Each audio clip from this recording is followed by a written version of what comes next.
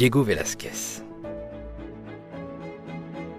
Diego Rodríguez de Silva y Velázquez est né en 1599 à Séville, l'une des villes les plus dynamiques d'Espagne à cette période, où son père, d'origine portugaise, est venu s'installer et où le peintre a adopté le nom de sa mère, Velázquez, dit Velázquez en français.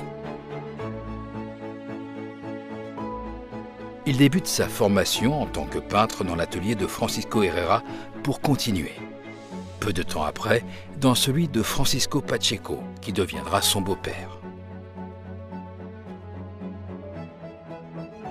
Ses premières peintures seront influencées par la technique du clair-obscur du Caravage, qui se reflètera dans ses bœufs de Gone, comme la vieille faisant frire des œufs, ou le porteur d'eau de Séville, mais également dans des œuvres à thématique religieuse, comme l'adoration des mages.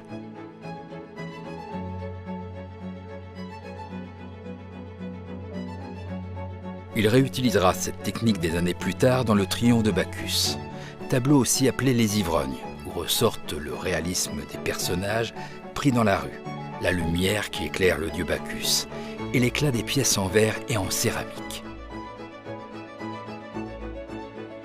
Velázquez excellera dans le traitement de la lumière. Le comte-duc d'Olivares, favori de Philippe IV, plaida en faveur de la participation d'Andalous à la cour et en 1623, Velázquez sera nommé peintre du roi à seulement 24 ans.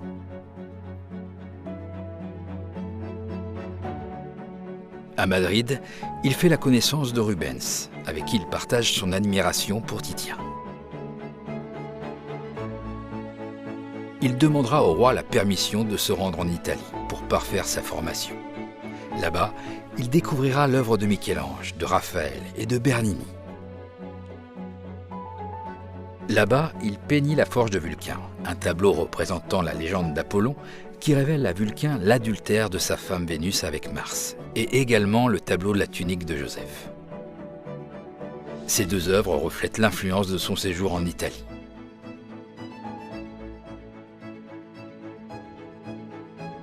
De retour à la cour, il peint une série de portraits réalistes, mettant en scène le prince Balthazar Charles, Philippe III et Charles IV à cheval, un animal auquel Velázquez accorda beaucoup d'importance dans ses peintures.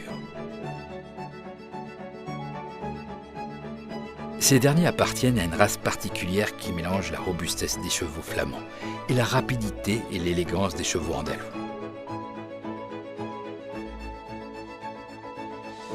Il peint également des tableaux de bataille comme la reddition de Breda, aussi appelée les lances, qui représente la victoire des tercios face aux troupes néerlandaises dans le contexte de la guerre de 80 ans. À cette époque, il peint les nains ou les bouffons de la cour, en plus du portrait de Philippe IV de brun et d'argent, qui par ses coups de pinceau rapides donne une impression de détail et un avant-goût du mouvement impressionniste, ou des toiles mythologiques comme Ésope, Ménippe et Repos de Mars, et d'autres toiles à caractère religieux comme son Christ crucifié. À la demande du roi, il retourne une deuxième fois en Italie pour l'achat d'œuvres d'art. À Rome, il peint de grands portraits, celui de son serviteur Juan de Parera et celui du pape Innocent X, qui, en voyant le tableau, s'exclama étonné « Troppo vero », trop vrai en italien. En Italie, il peint également Vénus à son miroir, où la déesse, nue et allongée de dos, contemple son visage dans le miroir.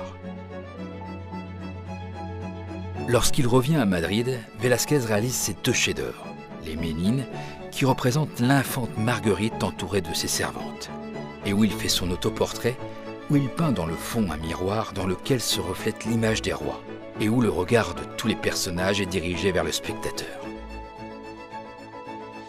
L'autre chef-d'œuvre est Les Fileuses, qui reprend la légende d'Athéna et d'Arachné, et où l'on peut voir le rouet tournant rapidement, ce qui est une véritable prouesse technique.